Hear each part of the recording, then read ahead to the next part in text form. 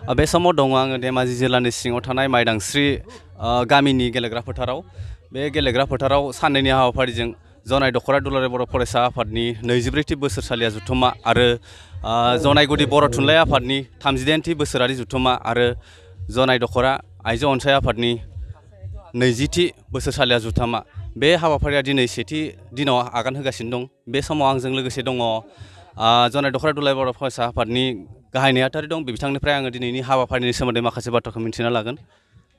मा बुंगोन दिनैनि हाबाफारिनि सोमोन्दै?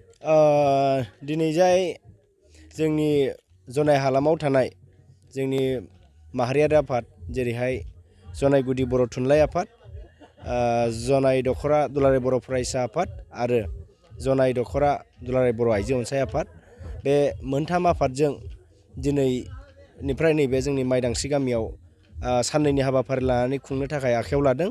दा बेनिनो दिनै सेथि सान, बे सेथि सान हिसाबै दिनै जोंनिया थांब्लां फैब्लां बे बेखेवनाय बेखौ जोङो बेखेवलांखांबाय आरो सायनासालि जों बेखेवबाय आरो लोगोसे दा दिनैनि जोंनि हाबाफारिया गोबां हाबाफारि दङ।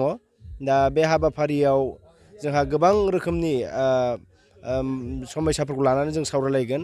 जे स्पेसियेलि जोङो दिनै बर' फरायसा लाइमोनफोरनि सोलोंथाइ आरो बर' आइजोफोरनि जेरै दानाय लुनायाव जौगाथायखौ लानानै जोङो दिनैहाय बिनि सायाव सावरायनो जोङो आलासि लेंहरदों। जोंनि बर' कसारि अट'नमास काउन्सिलनि जोंहा डिपुटि चिफ मानगोनां रमिय' पि नार्जारि सारा जोंनि गेजेराव फैगोन। दा बेयाव जोंनिया बेखेवगिरि महरै जोंनि दुलाराय बर' फरायसा आफादनि बड'सा ब्रह्म साराबो बाहागो लाफैगोन। दिनैनि दिनाव बिथांनिफ्राय जे गाहाय आलासि महरै बिथाङा बाहागो लागोन, बिथांनिफ्राय जनाय हालामाव माबायदि बिहोमा होलांगोनखौ नोंथांमोना जोङो हास्थायो आरो जोङो फोथायनाय दङ। जोंनिया सारा फैनानै सारा गावनि जि जोंनि आइजोफोरनि दानाय लुनायाव जौगाथायनि सायाव गोबां बाथ्रा बुंलांगोन, बेखौ लानानै हयथ' जोंनि हालामाव एसेबाबो सोलायनायखौ जों नुगोन होननानै जोङो फोथायनाय दङ। गोजोननाय थाबाय बिथांनिफ्राय। बे समाव आंजों लोगोसे दङ जनाय दख'रा दुलाराय बर' आइजो अनसाय आफादनि गाहाय आफादगिरि दं। बिथांनिफ्रायबो दिनैनि हाबाफारिनि सोमोन्दै माखासे बाथ्राखौ जों मिथिना लागोन।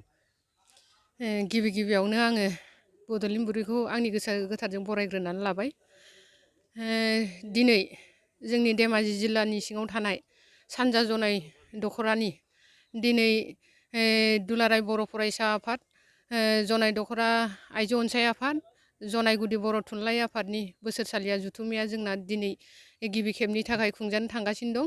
दा दिनैनि जोंनि गिबि हाबाफारियानो जाहैगोन 11 बाजिनिफ्राय जोंहा मोनसे सेमिनार लागोन। बे सेमिनारानो जाहैबाय फरायसाफोरनि सोलोंथाइनि सायाव, लोगोसे जोंनि बर' आइजोफोरनि दानाय लुनायनि सायाव जोंहा सावरायनाय जागोन आरो।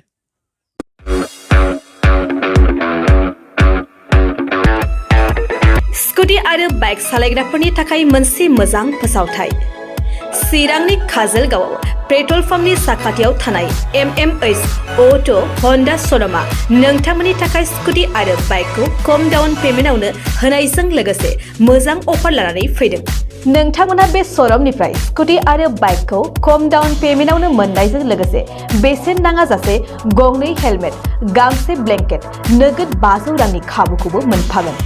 MMH अट' हन्डा श'रुमनिफ्राय बेफोर खाबुखौ नोंथांमोना 19 नभेम्बरनिफ्राय 30 डिसेम्बरसिम मोननो हागोन। लोगोसेयैनो गोजाम स्कुटि बाइकफोरखौबो बे श'रुमाव सोलाय सोल' खालामनो हागोन।